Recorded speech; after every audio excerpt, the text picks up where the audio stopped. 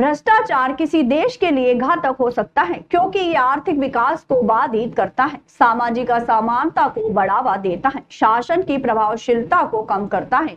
जब सार्वजनिक संसाधनों का दुरुपयोग होता है और निर्णय लेने की प्रक्रिया में पारदर्शिता की कमी होती है तो ये नागरिकों के विश्वास को कम करता है और सामाजिक तनाव को बढ़ावा देता है। भ्रष्टाचार के कुछ प्रमुख प्रभाव हैं। आर्थिक विकास पर नकारात्मक प्रभाव। भ्रष्टाचार निवेश को हतोत्साहित करता है और आर्थिक विकास को धीमा कर देता है। जब व्यवसायों को अनुचित लाभ प्राप्त करने के लिए रिश्वत देनी पड़ती है तो ये उनकी प्रतिस्पर्धात्मकता को कम करता है, नवाचार को बाधित करता है। दूसरा, सामाजिक असमानता। भ्रष्टाचार अक्सर अमीर और शक्तिशाली लोगों को लाभ पहुंचाता है जबकि गरीब और कमजोर वर्गों को नुकसान होता है। इससे सामाजिक असमानता बढ़ती है और समाज में तनाव पैदा होता है।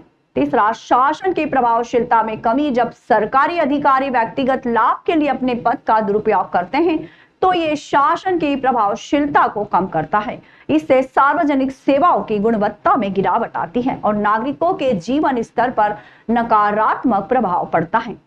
कानून और व्यवस्था पर प्रभाव। भ्रष्टाचार कानून और व्यवस्था को कमजोर करता है जिससे अपराध और अन्य सामाजिक समस्याएं बढ़ सकती है।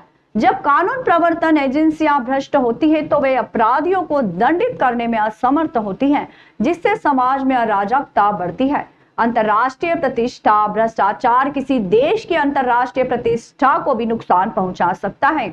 जब एक देश को भ्रष्ट माना जाता है तो विदेशी न्यूज को और व्यापारिक भागीदारों को आकर्षित करने में कठिनाई होती है। भ्रष्टाचार से निपटने के लिए देशों को मजबूत कानूनी ढांचे, पारदर्शिता और जवाबदेही को बढ़ावा देने वाली नीतियों को लागू करना चाहिए। इसके अलावा नागरिक समाज और मीडिया की भूमिका भी महत्वपूर्ण है क्योंकि वे भ्रष्टाचार के मामलों को उजागर कर सकते हैं, सरकार को जवाबदेह बना सकते हैं। जी हाँ, बिल्कुल सही सुना। गलती को सुधारने से पहले उसे स्वीकार करना ही इस बात का प्रमाण है कि सुधार की आवश्यकता है। ये बात व्यक्ति, संस्था या सरकार सभी पर समान रूप से लागू होती है। इसके लिए प्रदेश के प्रधान सेवक डॉक्टर मोहन, जो कि एक उच्च शिक्षित व्यक्तित्व होने के साथ साथ गलत और सही को स्वीकार करने की क्षमता रखते हैं। यही कारण है आज मध्य प्रदेश देश का रोल मॉडल प्रदेश बनने जा रहा है। देश हो या प्रदेश, उसकी प्रगति में सबसे बड़ी बाधक है भ्रष्टाचार और ये शुरू होता है प्रशासन की पहली पंक्ति में बैठे लोगों की मानसिकता और कार्य करने के तरीकों से। और ये पहली पंक्ति जिसमें कलेक्टर से लेके एसपी तक होते हैं, इनका ईमानदार होना, कर्मठ होना, सरकार द्वारा किए जा रहे विकास कार्यों और जन सुविधाओं को आम जन तक पहुंचाना कितना पारदर्शी है क्योंकि यहीं से भ्रष्टाचार की शुरुआत भी होती है।